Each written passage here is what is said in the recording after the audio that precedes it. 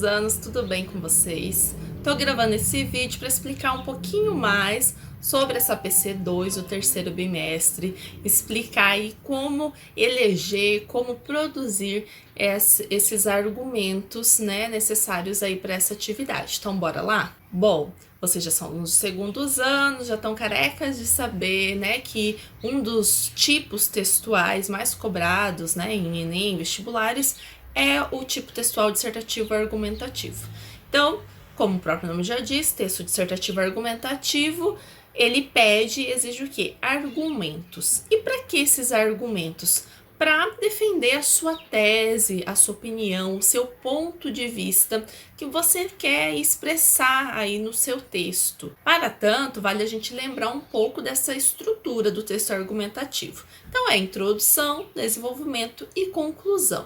E daí, onde que nós vamos pôr esses argumentos? Na parte do desenvolvimento. Então, os argumentos, eles são muito importantes, porque eles que vão influenciar o seu leitor, né, o avaliador aí do seu texto, a se convencer do seu ponto de vista, da sua opinião, aquilo que você está defendendo. Então, para a gente desenvolver um bom texto dissertativo argumentativo, é necessário compreender e escolher estratégias argumentativas para que o seu avaliador, para que o seu leitor, ele valide aquilo que você está querendo dizer, aquilo que você está querendo expressar. Então, quais tipos de argumentos que eu posso me deparar aí nos textos? Nós temos um argumento por exemplificação. Então, como o próprio nome já diz, ele vai utilizar um exemplo, algum dado, algum fato. Então, eu vou ler um exemplo de argumentação por exemplificação. Em 2013, milhares de manifestantes ocuparam as ruas da capital de São Paulo em reivindicação por melhorias e redução dos preços dos transportes públicos. Nota-se como fatores socioeconômicos também são responsáveis pelos casos.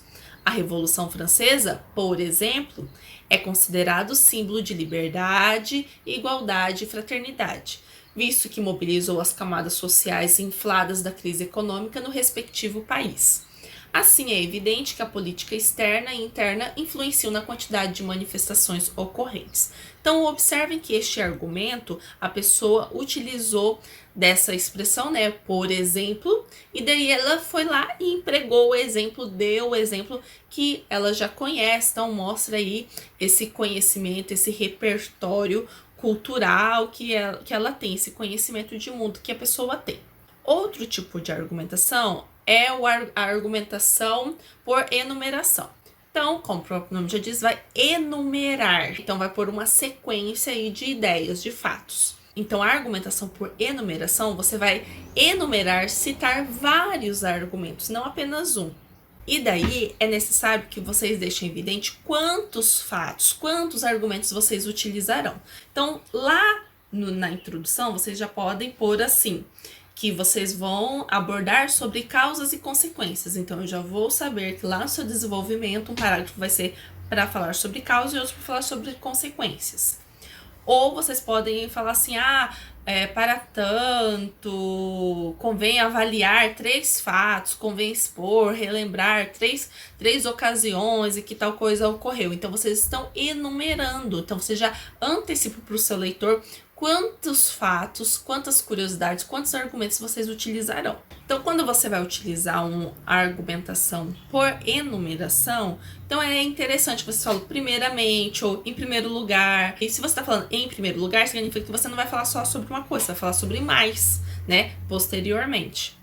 Outro tipo de argumentação é a argumentação por comparação. Então, olha aí, já está comparando coisas. Então, a gente coloca lados opostos, extremos, e daí compara as coisas. Então, para um parágrafo de comparação, a gente tem que ter 2 ideias. E daí, essas ideias vão ser apresentadas e daí vai poder se ressaltar, então, as semelhanças entre elas ou as diferenças. Então, isso que é uma argumentação por comparação. Para esse tipo de argumentação, é interessante usar operadores argumentativos. Então, quais são esses operadores? Por exemplo, igualmente, como se, da mesma forma, bem como, assim também, assim como, do mesmo modo, tanto quanto, semelhantemente. Agora, um outro tipo de argumentação, a argumentação de causas e efeitos. Então, nesse tipo de argumentação, você apresenta os motivos, os porquês, as razões de um determinado problema acontecer e em seguida as consequências, os resultados, os desdobramentos dessas ocasiões, desses fatos. E daí quais operadores argumentativos que a gente pode utilizar quando nós estamos produzindo uma argumentação por causas e efeitos. Vocês podem utilizar o porquê, o já que, visto que, graças a, em virtude de, como reflexo disso, com efeito, assim, consequentemente.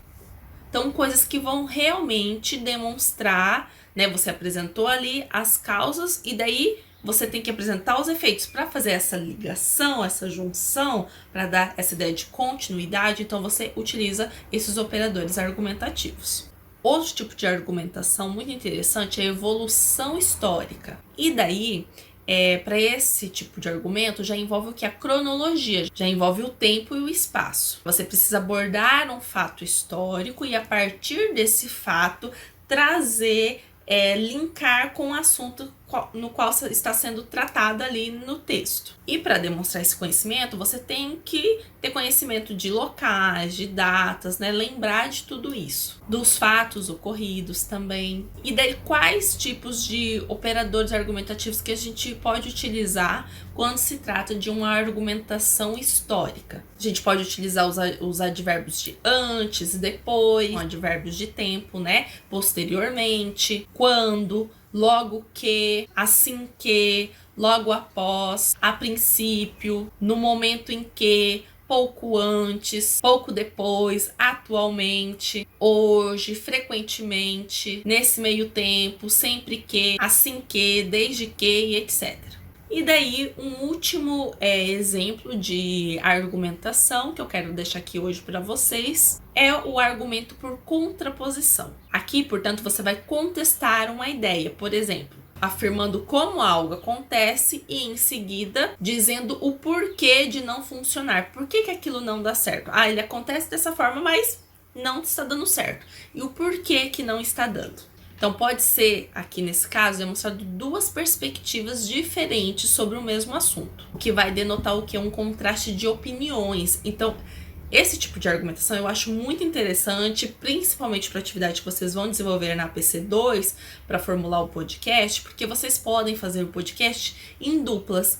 E daí é interessante, então, que a dupla, ela tenha pensamentos divergentes, diferentes sobre o mesmo assunto, porque daí vocês fazem a argumentação por contraposição. Cada um vai defender um ponto de vista sobre aquele mesmo assunto. E daí alguns norteadores, né, argumentativos que podem ajudá-los, auxiliá-los aí na hora de elaborar a argumentação são: mas, porém, todavia, contudo, entretanto, no então, se não, embora, ainda que, mesmo quando, apesar de que, se bem que, não obstante, etc. Então fica aí uma dica para quem vai fazer o podcast em duplas, trabalhar aí com a argumentação por contraposição, né? Não precisa ser necessariamente uma opinião pessoal. Não significa que ambos os alunos ali elaborando o podcast, que eles necessariamente tenham opiniões diferentes. Né? Às vezes não, às vezes têm opiniões iguais, mas eles podem produzir um podcast que apresente opiniões diferentes. Então eu posso defender um ponto de vista, nem que aquele ponto de vista não seja necessariamente o meu pessoal, mas eu posso fazer aí com uma forma de exemplificação só para um trabalho, ok? Então espero que vocês tenham gostado, que eu tenha ajudado de alguma forma, que tenha esclarecido um pouco mais. E daí a gente vai conversando aí, tirando mais dúvidas, possíveis dúvidas para a elaboração desta atividade, que especificamente o segundo A é uma atividade em conjunto com a professora Natália, né, de eletiva. Então ela vai ensinar vocês a usar aí o aplicativo, o Anchor, né, não sei se é dessa forma que se pronuncia, para elaboração do podcast. Nós vamos marcar uma aula conjunta para a gente ir sanando as possíveis dúvidas, falando um pouco mais sobre esse processo de elaboração. Então, até a próxima aula. Beijo grande, até mais!